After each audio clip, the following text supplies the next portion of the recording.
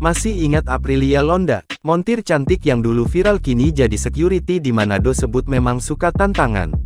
Aprilia Melati Londa adalah alumnus siswi SMK Negeri 1 Kakas, Minahasa, Sulut.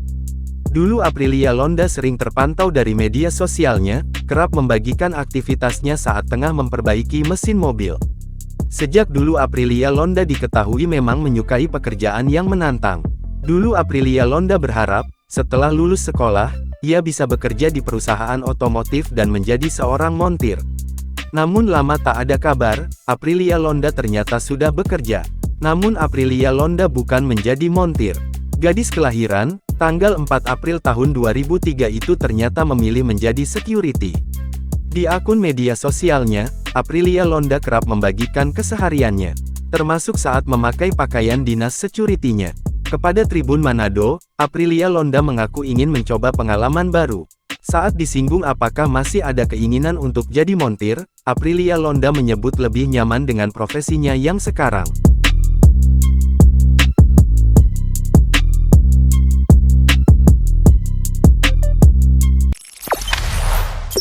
Jangan lupa subscribe, share, komen, dan like ya!